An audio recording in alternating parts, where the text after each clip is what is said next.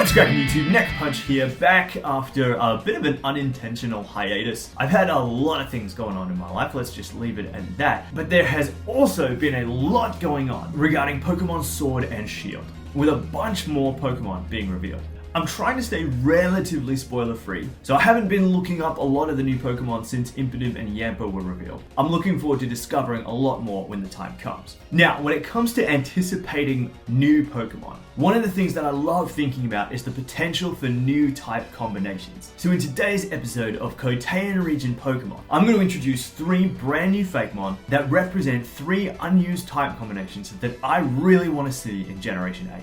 Before we start, a few honorable mentions. This video is about introducing new Fakemon that I haven't featured in any previous videos, but there are a few mons that I have already revealed on the channel that still represent unused type combinations. So I think that they're worth a little mention. First, there's my ground fighting Marowak evolution Skeletal. I've also got the rock ghost type with Coteinn, Shelder, and Cloyster.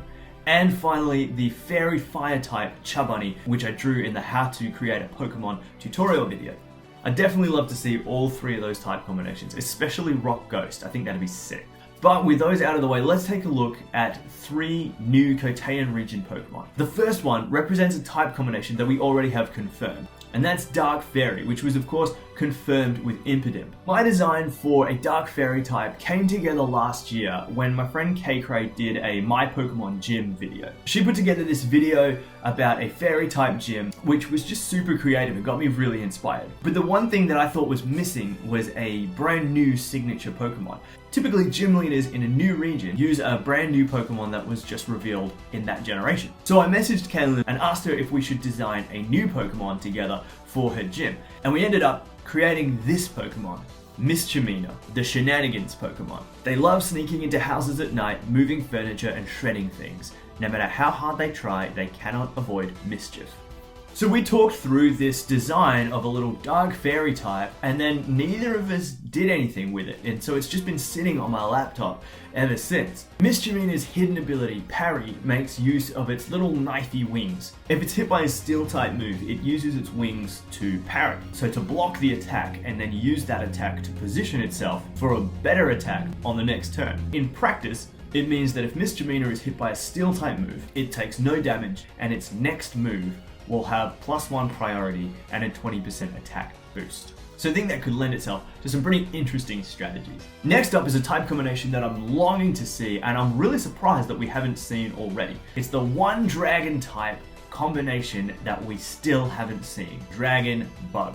A few years ago, I was invited to be an artist for a Pokemon fan game, which then seemed to disappear, or maybe I got kicked out of the Discord and nobody told me. I don't really know what happened to it. But in any case, whilst I was part of the project, the artists were given a list of all the different Pokemon ideas that we were supposed to then take and draw. And I looked through that document and I found this one idea for a bug dragon type, which I thought sounded interesting, and so I drew this Pokemon, Dracaro, the intense Pokemon. Though rare in the wild, they are dangerously playful Pokemon, sometimes swooping down and tearing through smaller creatures by mistake. All I'd been given to go on was that it was called Dracaro and it was a bug dragon type. I got to come up with the rest. And I know this has been done before, but I decided to go down the path of the classic dragon type Dragonfly Pokemon. But rather than just make it a Dragonfly, I wanted to give it actual dragon-like features. Originally, I wanted to give it more of a dinosaur-looking head. I used a T-Rex head kind of as a base template, but that didn't really work, and I ended up going with the Komodo dragon,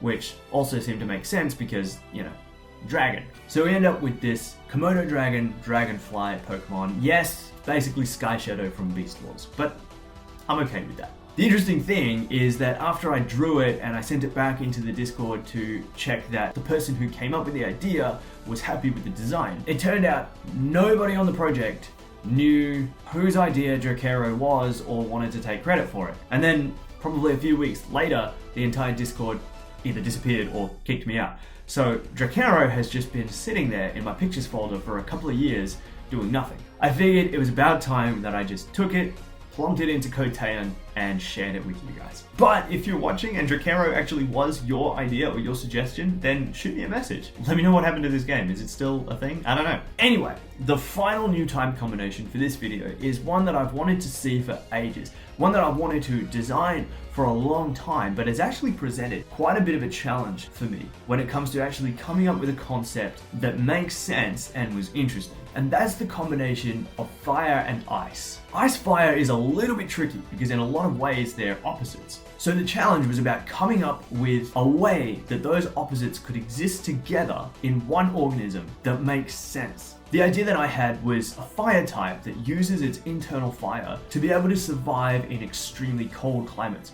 A lot of fire types seem to be found around volcanoes or really hot areas, but what if a fire type could use its natural body warmth to survive in extreme cold, and then also accumulate snow and ice around its outside and be able to use that for attacks?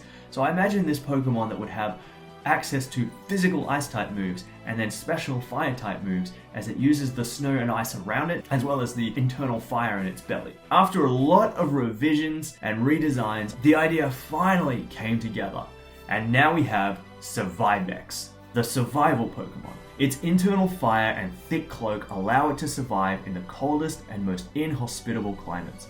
Survivex are remarkably agile and sure-footed on even the slipperiest mountain slopes. It took me quite a while to decide what kind of animal to base this idea on, or even whether to base it on an animal at all. Originally, I was just imagining like a mountain climber, and then it kind of became this idea of a mountain climber with a big thick jacket, maybe that had swallowed its own campfire in some way and then had that inside of it. That didn't really work. I then thought about, could I make it like a tiger or a bear? But we already have an ice bear and I'd already designed an ice tiger. In the end, I decided on a combination of the alpine ibex and the mountain goat, both animals being incredible mountain survivalists. Its ability, Mountaineer, makes it immune to rock-type moves and raises its speed if hit by one. So it's motor drive, but for rock type. Survivex is so sure-footed and skilled at jumping from rock to rock, and it's able to just hop off attacks and use the momentum to build its speed. And that includes Stealth Rock. Well, there you have 3 more Coteinn region Pokemon: Misdemeanor, Drakero, and Survivex. Let me know what you think of them in the comments, and be sure to tell me which unused type combination you most want to see represented in Pokemon Sword and Shield. Thanks so much for checking out the video. Remember to leave a like if you enjoyed, and until next time, my name is Neck Punch. Have a good one.